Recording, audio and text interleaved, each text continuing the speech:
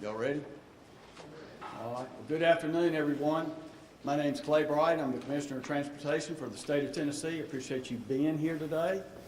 I had a few brief remarks I want to make before I turn it over to Governor Lee and Governor Hutchinson, who is with me today. And I appreciate both of them being with them and with me today and the support they're giving us. So to give you just a quick recap of where we are since last Tuesday, we got the call from Arkansas DOT last Tuesday about the fracture on the bridge, about 2 o'clock that afternoon. We have been working on this project ever since then, around the clock. Our engineers got on board immediately, working with Arkansas's DOT and our consultants to figure out what we needed to do to make sure this bridge is safe going forward. We have got 3 goals here. One was to open up the bridge for barge traffic, which we did that in conjunction with the U.S. Coast Guard Friday morning about 9 o'clock, and as of Saturday evening, about 800 barges had cleared the queue, so they were off and running there. Our second priority that we have here is opening the bridge for vehicular traffic, and the third priority that goes along with that second one is to complete the inspection on the bridge and to make sure and look for any long-term issues that may be related to this failure. We're going to look over the whole bridge in conjunction with Arkansas DOT. So our first phase in this fix for the bridge repair is where we're going to be having some plates, 35-foot long plates, steel plates going on each side of the fracture beam that's the lowest member on the bridge that you see over there. We've got an arrangement with Stuck Bridge out of Bowling Green, Kentucky. They have the materials available. In fact, they're working this morning and right now as far as the final design on those plates so we can put that into fabrication. Our expectation is to have that fabricated Wednesday and Thursday of this week. TDOT has trucks ready to go on standby with help support vehicles also to go pick up the material, the 2 plates, which weigh about 18,000 pounds, and bring them directly to the job site. So our Phase 2 design is also underway. Phase 2 is going to enable us to put equipment in, the resources in, to span that fracture, to be able to cut the fracture out and replace the fracture with a brand new material. So we're working on that right now. So we've been working, as I've said, in conjunction with TDOT. RDOT has been great to work with. We have a 4 o'clock call every afternoon with all the designers. Michael Baker International is part of that group. HNTD, Federal Highway is part of that. And we have been working on this around the clock, as I said, since Tuesday afternoon, coming up with these fixes for Phase 1 and Phase 2 and the approach that we have. So I certainly want to thank all of that team for rolling up their sleeves and what they have done to date. As you may have heard, yesterday afternoon, we told you we would get contractor input proposals on Monday afternoon. We made the selection yesterday afternoon. We went to contract with them yesterday. Our construction manager, general contractor that's going to be on the project is Kiewit Infrastructure.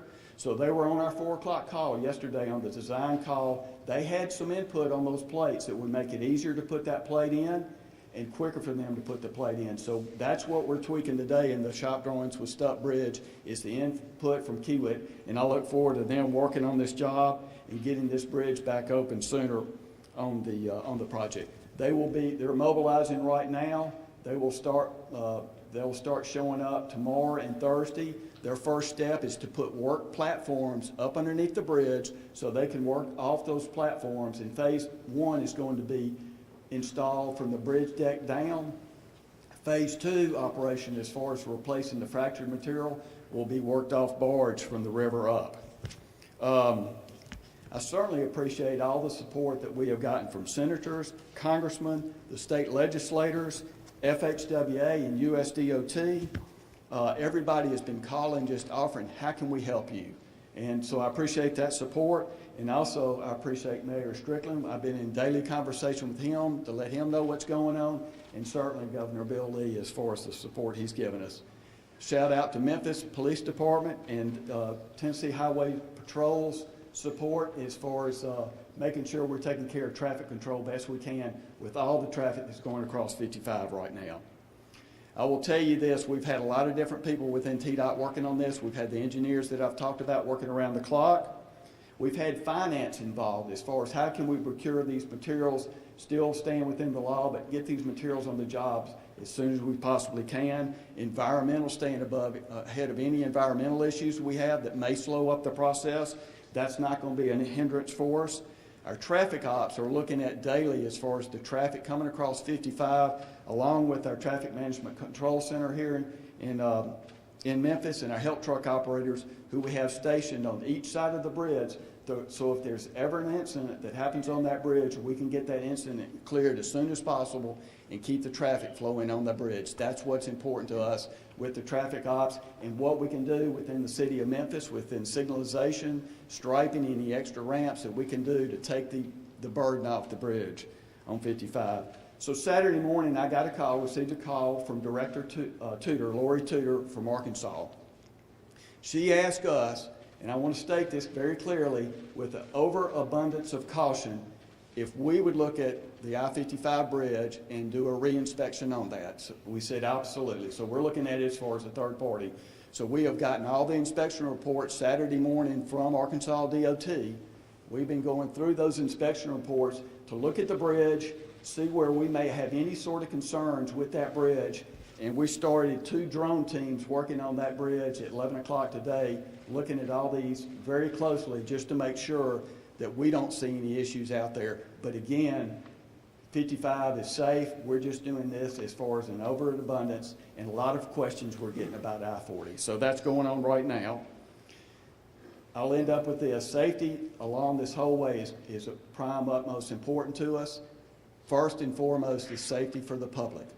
Anybody traveling up down our roads, we want the roads to be safe, our roads and bridges to be safe. That's part of our mission statement. But we also want to be safe for our contractors and our workers that are going to be working on this bridge, and inspectors. So we have been, and we will continue to work around the clock. And our attitude, the attitude of everybody that's been a part of this, is to do whatever it takes to get this bridge open as soon as possible. So appreciate a few minutes there. I'd like to turn it over to Governor Bill Lee. Thank you, sir.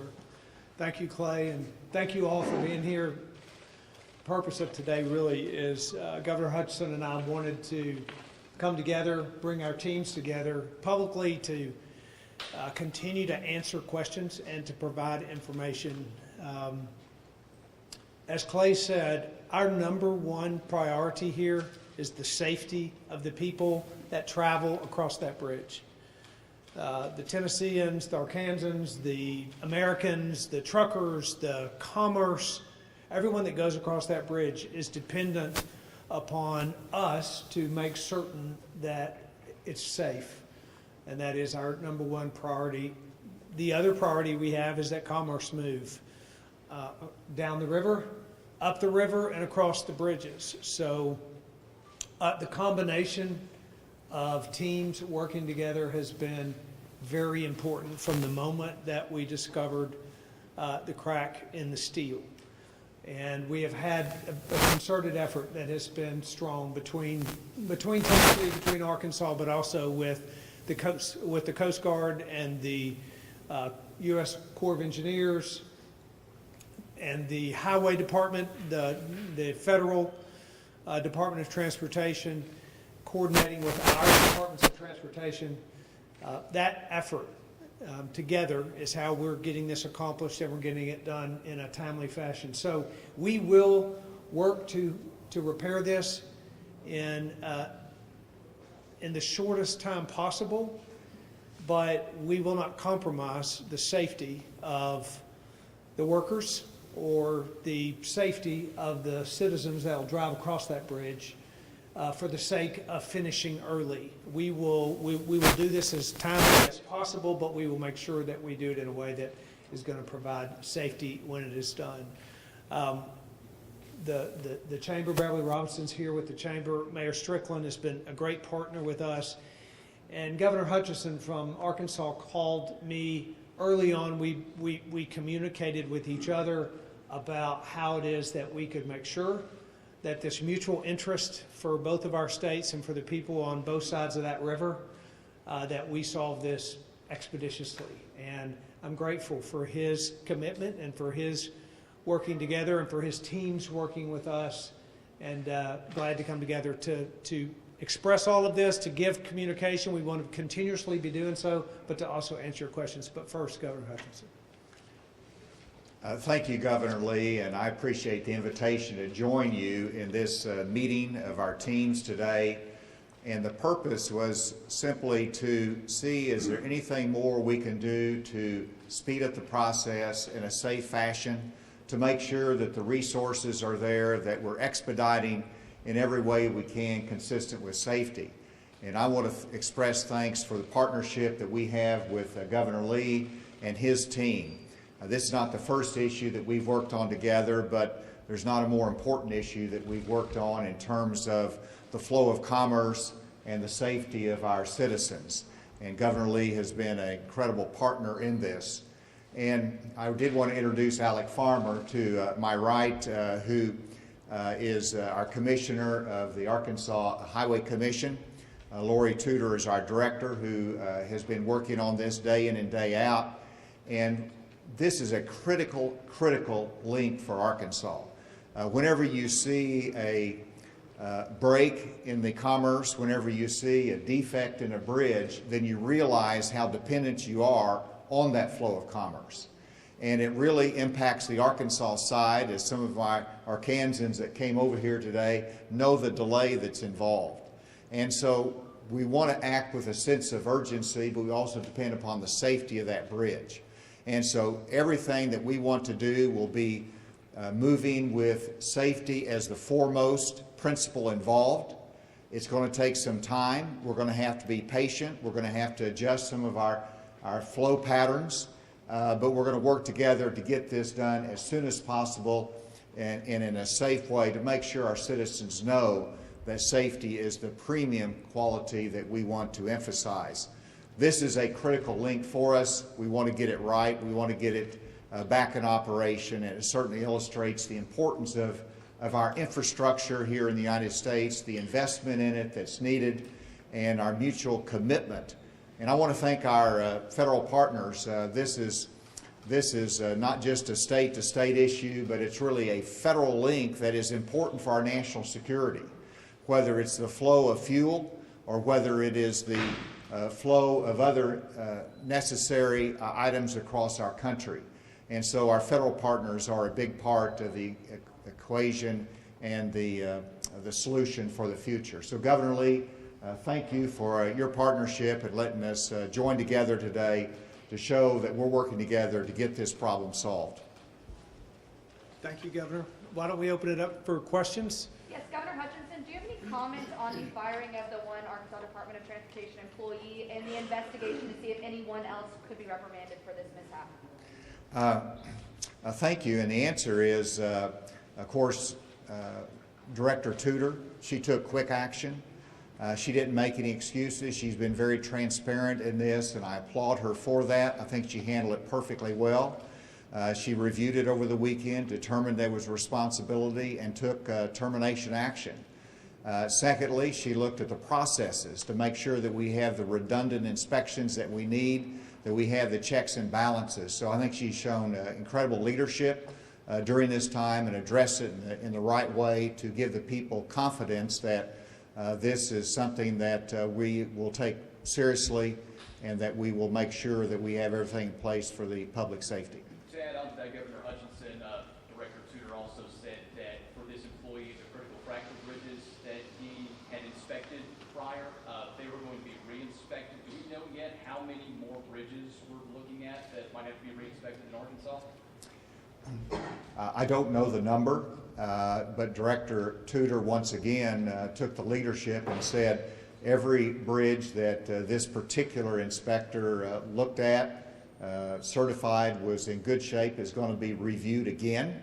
That's the double check that we need. And she, as Commissioner Bright mentioned, called over and said, can you help us to make sure that we have a third party look at the I-55 bridge?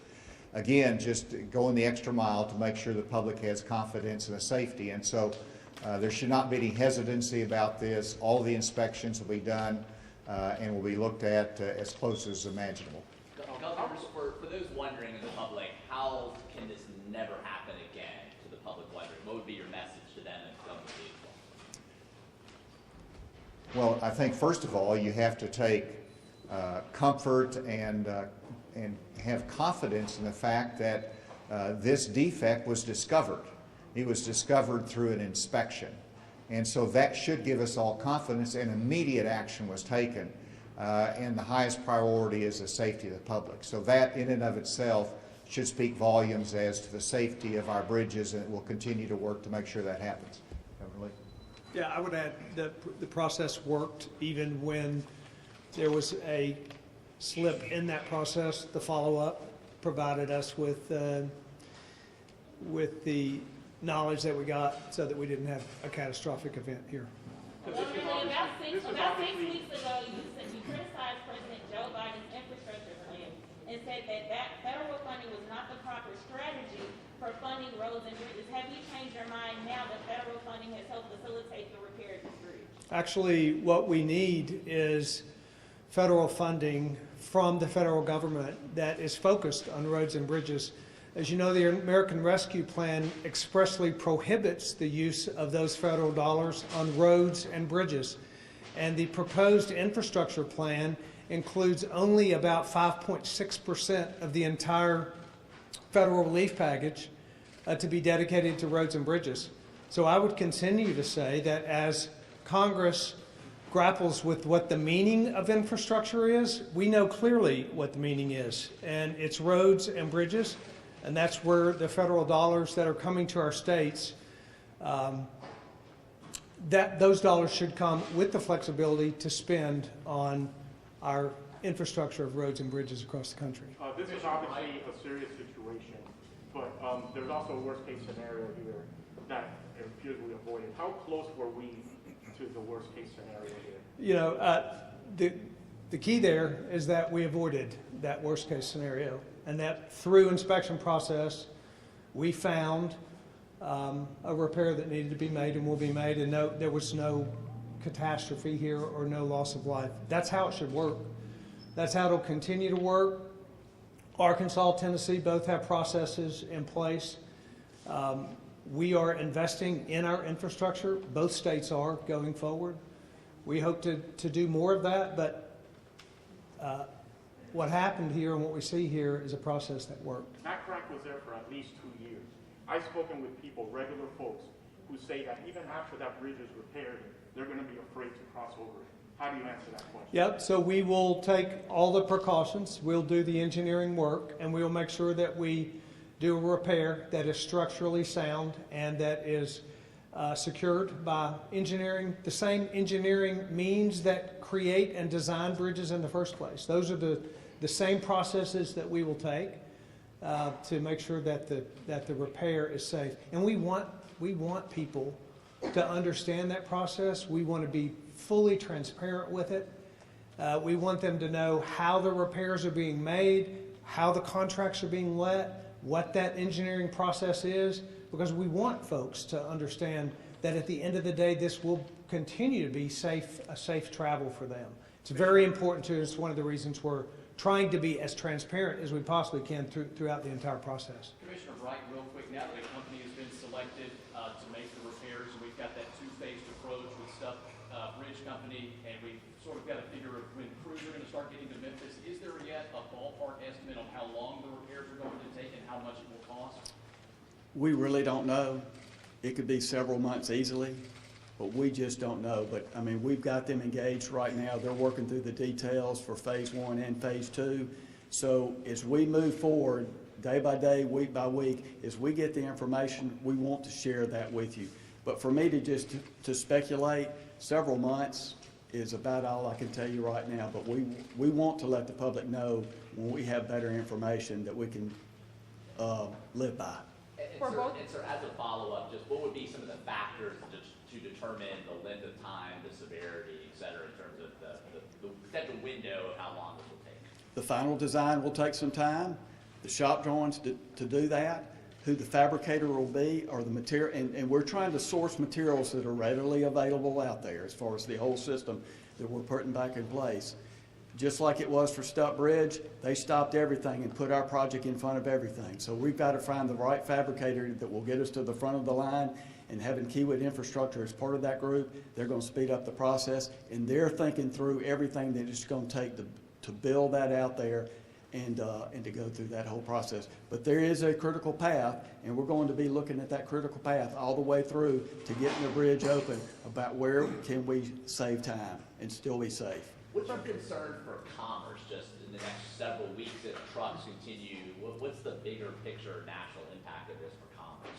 Well, it's going to affect commerce. We're trying to communicate with the Federal Motor Carriers Association of America to let them know what's going on, the freighters. We're trying to give them advance warning in Missouri, Arkansas, Mississippi, and all the way into Nashville about what's going on here, so the long haulers can make arrangements to get through from one side of the country to the other as the best way they can. And you know, our permitting office within TDOT is working with the overweight, overdimensional loads that are coming through the state and trying to figure out what the best way for them is to get through and not tie up 55. So we're working at all different levels, just like I said with the help truck operators, just to make sure the traffic is flowing as best it can. To go off of that, more so for the trucking, this is for both governors. Have any been initial or continuing conversations with the Arkansas-Tennessee Trucking Associations about working with them as we try to get this bridge repaired from them? And the answer is RDOT is working very closely with the Trucking Association to make sure that they have all the information needed for the truckers to make the right decision. One of the things that we discussed in our planning meeting prior to this news conference was how can we alert the public as far in advance as possible. And so that's the Trucking Association will be working with the trucking companies to look at different logistics means. I know down in Helena, West Helena, the bridge there, that they've had increased traffic through that area. You're going to have different routes that will be run. And then in terms of the commerce of the general public, that's where we need to have our signage up in Little Rock to make sure that as you get on I-40, you know that there's going to be a slowdown as you get toward the Memphis bridge, so they can make alternative decisions as well. So it's education as well as the transparency that Governor Lee talked about. Finally, in terms of the time frames, you know, Commissioner Bright said it exactly right. We got to wait on the engineering work. But we're going to be monitoring that to make sure that it's done safely and based upon engineering standards, but also that it's done as expeditiously as possible. So that's a good time frame until we get more information. Governor For Lee? both governors, do you guys, are you going to push for a third bridge? Do you see that as a need? I think right now our primary objective is to get this one repaired. There are a lot of conversations about what the future holds infrastructure-wise, but we really are not talking about that currently. What we're focused on is getting this bridge repaired. Governor, I think we have time for one more question. Okay, we've got one more. In terms of cost of this. Who's not asked a question? We'll go there. Yes. Bridges, given the age of a lot of these interstates, they're getting older. Do you expect to see more of these kinds of issues with other bridges that are on the interstates as we go forward? Well, these two bridges are 50 and 70 years old, I believe. That's right. So we certainly know that the inspection process that we have is very important, and that investing in maintenance of our transportation system is incredibly important. It's why there is a broad conversation about infrastructure work. The state of Tennessee, as you know, invested $240 million through the Improve Act. We've invested $140 million this year in our Transportation Equity Fund. We invested $100 million in this year's budgets that go to counties and cities, and they can use that for infrastructure. All that because our roads and bridges are lifelines for commerce for our states, and investing in that maintenance of those lifelines of commerce and in the expansion of infrastructure, primarily roads and bridges, is incredibly important. It's why we need to continue the conversation about federal funding being focused on bridges and roads, and why it's important that our teams work together as they have to make sure that these kind of incidents are discovered and repaired and don't result in a true safety issue or loss of life to anyone in our two states. We will be continuing to provide updates Department of Transportation websites have information. We are in fact providing information to residents across both of our states, directing them and informing them. As you enter I-40 back in Nashville, you're directed to consider alternative routes. When you come into Memphis, we're working with business groups across our states so that they can understand the time frame when we know the time frame. We can't know when this bridge will be open yet, but as soon as we begin to understand what that time frame looks like, we'll communicate that so those industry groups can plan and so our citizens can plan. It's a coordinated effort that will take a lot of work and a lot of patience on people's part, but again, we're very glad that this actually was not catastrophic, but that we found it in time and can repair it. Thank you all for getting the information out. You can reach out to our teams and to our departments and to their websites for more and continued updated information, and we'll be providing that. Thank you. Thank you all. Yep. Thank you, Mike.